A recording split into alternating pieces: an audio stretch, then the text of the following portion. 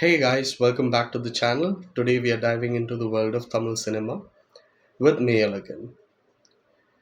If you're a fan of intense drama, a touch of emotion, and a feel good movie is something of your choice, then I would go ahead and recommend Meiyazhagan for you.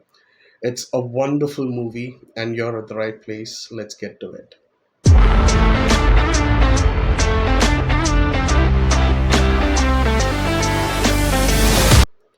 Meiyazhagan.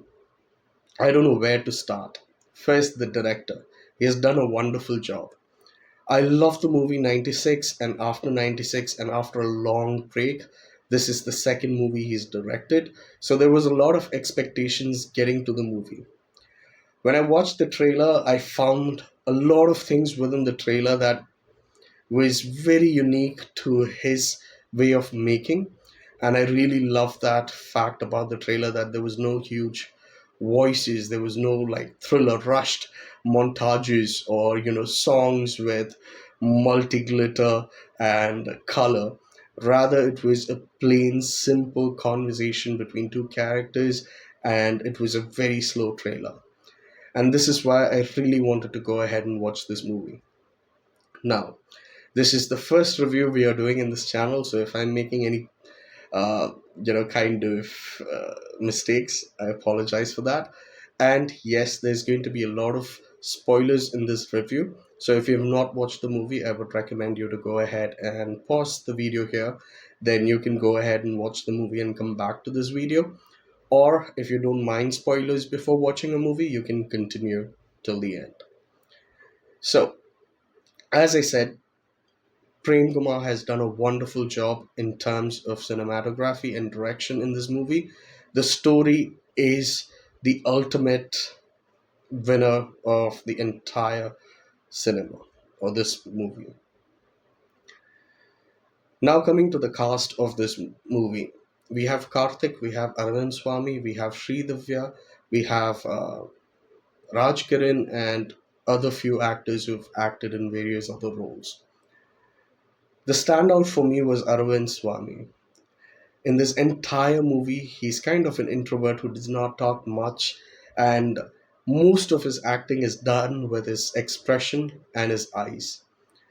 Especially, there are a lot of sequences where we want to know what is the emotion of Arul, because Arul at the start of the movie is a teenager who has been uprooted from his hometown, and he's been asked to go to the city because of his financial and the family situation that is going on. And it is a wide family situation where there's wealth, there's going to be issues.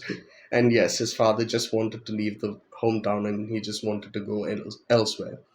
And that's where we see Arul in his teenage years, who is just being uprooted from his hometown. Now, after 20 years, he's coming back to his hometown because of his obligation to go ahead and be there for his sister's marriage, which is his cousin sister's. So, the feeling of not wanting to be in a place, but again, you're forced to come to a place, you have much and so many emotions over there, and so many bonds that you have at that place, which is almost forgotten in this 20 years.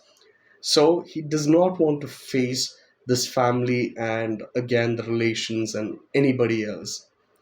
But just to keep up a promise, he's still here just for his sister, just for that wedding. He just wants to come there and leave at that same night without even spending a day in his hometown. That is the feeling of Arul when he's moving into Tanjavur. I should say the complexity of this role and just understanding from Arul's point of view of not wanting to be there, but you have to. At the same time, you have many memories. So, what are you going to do when you're back?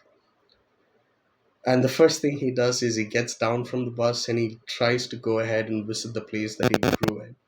And there's a person from inside the house who's saying, "Hey, there's someone at the gate. Can you go and see?" And he just runs off from there.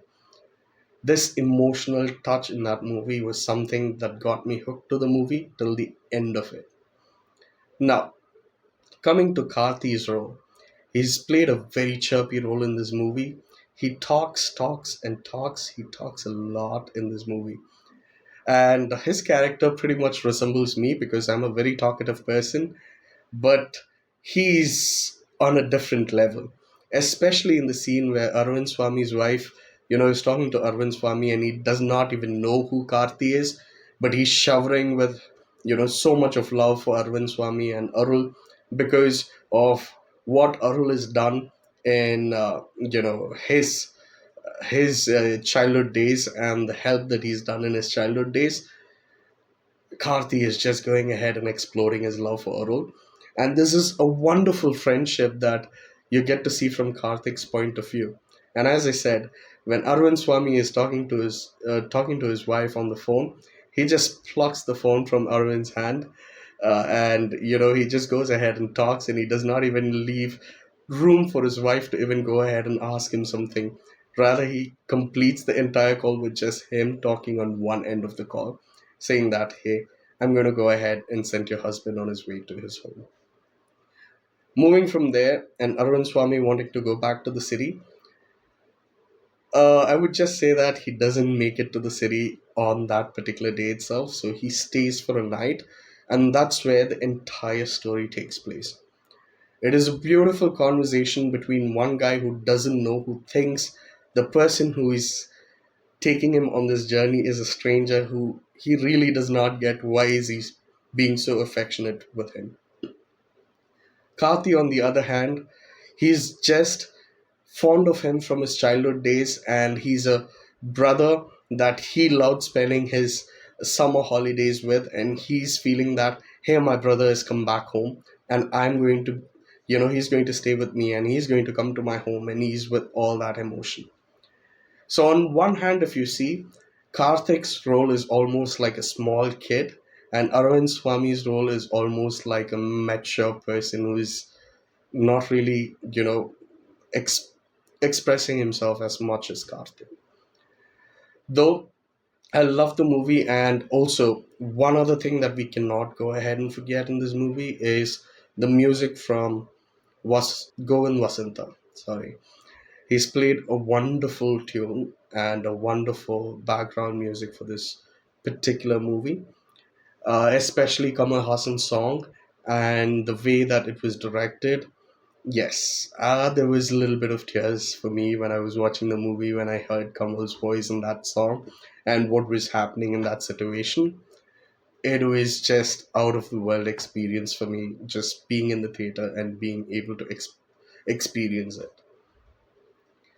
And the last thing that I would go ahead and say about this movie is yes, just in the bad side of it was there were too many stories that Karthi go ahead and says in this movie to Arvind Swami or Arul, which was okay for the first two stories, and then for the third story, I was almost like, how much more stories are going to be here? Because it just took me away from the story a little bit. But then, yes, towards the climax, and Arvind finally or Arul finally going ahead and understanding who Karthik actually is the amazing climax that I was waiting for. And hopefully, it could have arrived at least 15 minutes early or so because there were too many unwanted stories. And there were a lot of things that actually was not required for the story, but they still wanted to talk about this politics and other stuff, which is commendable, but I don't think that it fell in the right pace of this movie and felt a little bit like, hey, this is an entire thing that I'm experiencing in this theater right now, and why are we actually talking about this? But it's commendable that they spoke about certain things, and yes, the questions that was asked in the movie was right, but I just was not involved in that particular part of that movie. But overall, I would give it a 8.5 as my rating, and hopefully you go ahead and watch this movie and let me know how you felt about this movie. Thank you all, and hope to see you in another video. Bye bye.